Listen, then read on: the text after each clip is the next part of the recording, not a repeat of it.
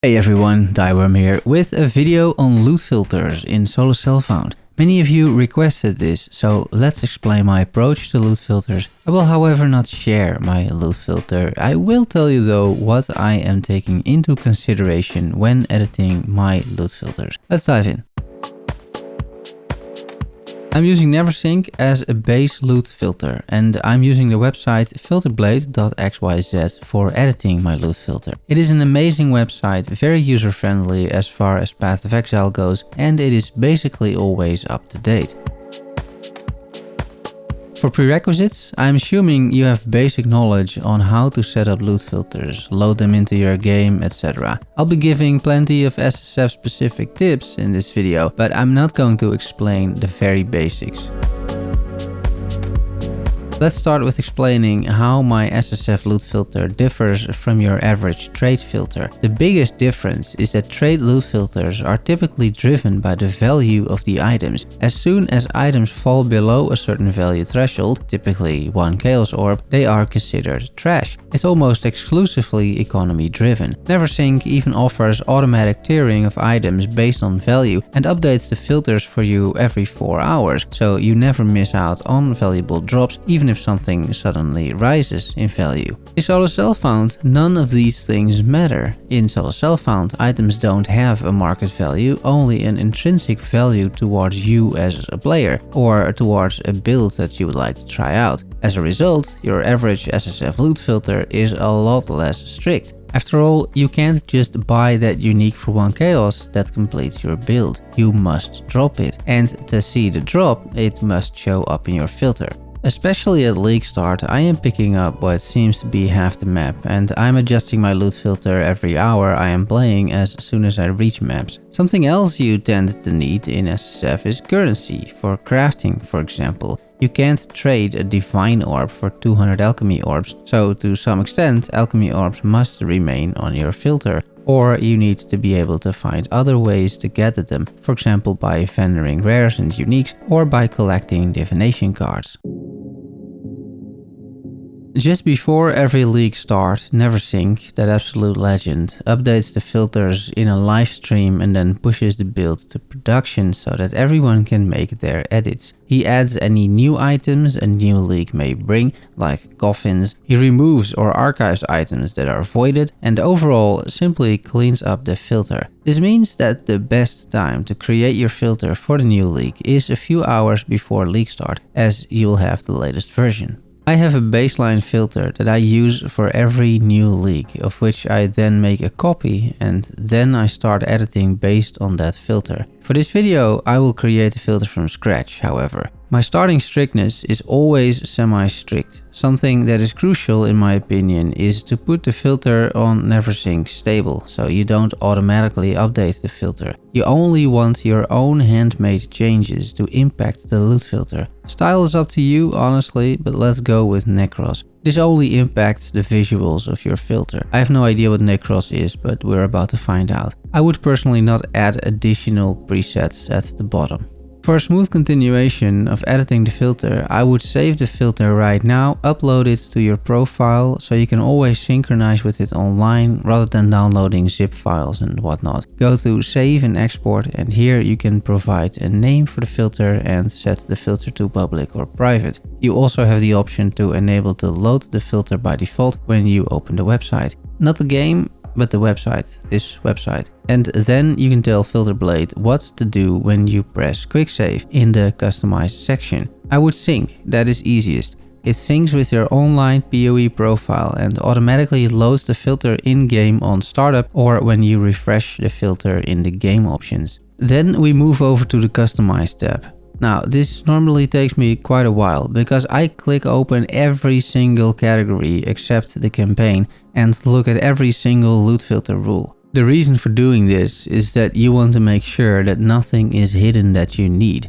and it allows me to already make a few initial changes in certain categories. I'll give you a rundown of what I look at per category and any changes I would make as time progresses or as you progress throughout the league. In Solo Self-Found, vendor recipes are very useful at league start, as chromatic orbs can be rare and vital for your build. Gem cutter prisms and glassblower baubles can be hard to find as well. The other categories I feel are less important, including a lore weave and a grasping meal. As time progresses, this whole section tends to get hidden, as there are better ways to drop chromatic orbs and GCPs, primarily by picking up divination cards. Chancing bases, I personally do not do this. Using chance orbs on items is a viable strategy to get certain unique weapons primarily, but it is a bit of a hassle. If you do want a specific item to show up though, either for chancing or because you want a base to craft on, I always use this section to add it to the filter.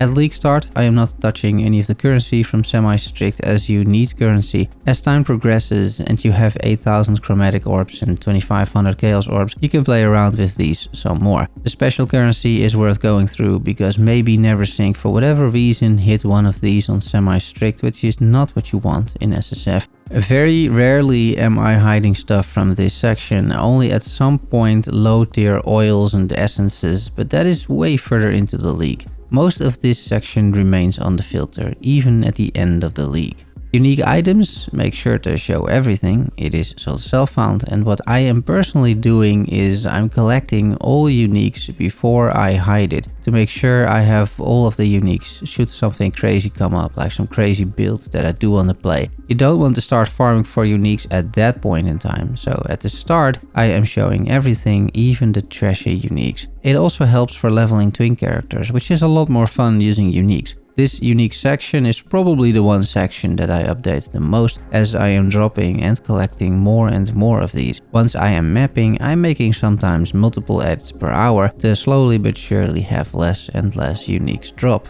For divination cards, I'm typically taking off a few I deem completely useless in SSF, but the vast majority stays at the start. It is also a good way to get certain uniques, sometimes double corrupted and all, like a facebreaker. As you progress through the league, however, you will find less use for the lower tier cards and you can start removing those from the filter. You see here, by the way, that semi-strict hides an entire section of div cards. Don't do this in SSF. Then there's always a current league section. Make sure everything is showing, is all I can say about this one. Maps, fragments, etc. I tend not to touch too much either. You want all the maps after all for Atlas completion. Fragments, the ones that summon at Zeri normally if you use all 4, can be put in the map device for 5% map quantity, which I think helps quite a bit at league start. And splinters are useful for invitations, for breach and legion you used to need for the 5-way map device, but now you need to complete a tier 17 map to unlock that.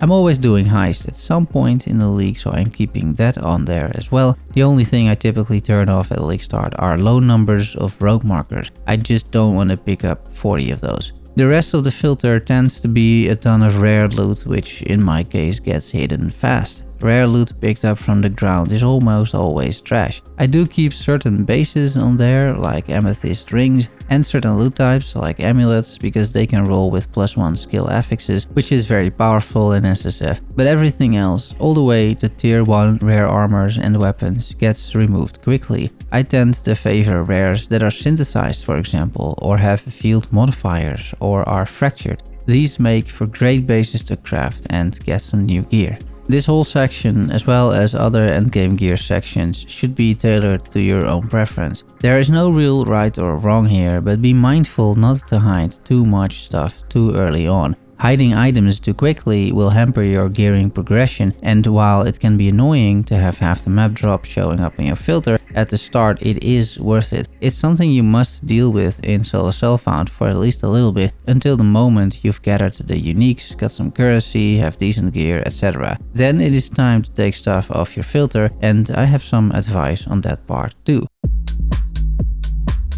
But first, a small intermezzo. Because we just created the filter, we synced it to our profile, let's take this loot filter for a little spin. I am, on purpose, lowing a low tier magic map, because that would be a league start scenario, and I didn't want to pick up 200 items. Worked out pretty well actually. So here you see what happens when I'm trying to make my own builds, in this case a Golemancer. If you've ever wondered why I'm not making build guides for this game, it's not because of lack of trying, it's because of a lack of brain cells basically. Anyway, just filling my gameplay here with a bit of banter. We're simply cruising around in this tier 2 map, picking up whatever the loot filter shows, and it's all good. Now we killed Hillock, we're at the end, and we have a few items that we feel we don't need. First, we're a Golemancer, so any weapons other than wands, scepters and rune daggers are pointless, so we can remove those from at least the tier 3 listings. Then we decide that we have all the flasks we need, but rather than manually looking everything up, I think we can do better. Which brings me to the next section.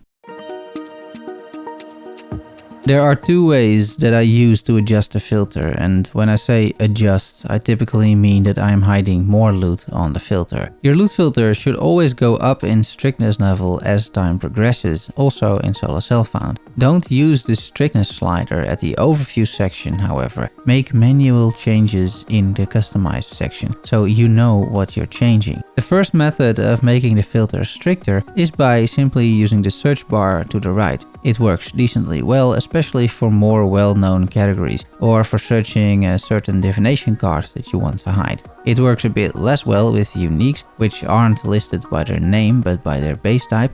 Still, it's in alphabetical order, you should be able to find those.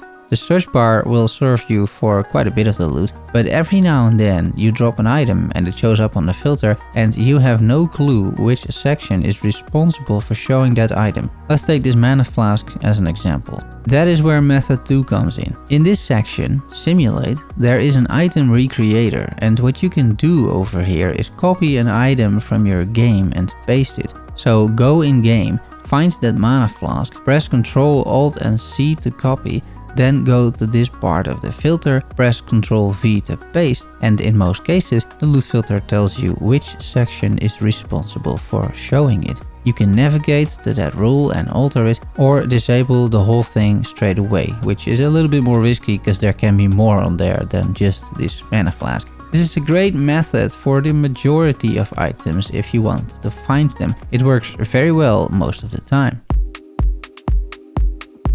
I normally don't care much about cosmetics, and I am mainly purchasing all of them to support GGG. When it comes to loot filters, especially if you're going to use this time and time again, every single league, it is well worth your time to tailor the filter to your heart's content once, so that it is unique to you, and then from that moment on you use that filter over and over again. I've mostly messed around with various sounds that play when items drop. I've opted in for Maven sounds because, you know, Maven, and because very few people use these sounds. So when I'm watching QDog's stream, I'm not getting confused by loot filter sounds, as he is using very different ones than I am. The main drawback of the default sounds is that many streamers use them, so if you're watching a streamer and playing Path of Exile at the same time, you may get very confused. Here's a small snippet of what my current loot filter looks like.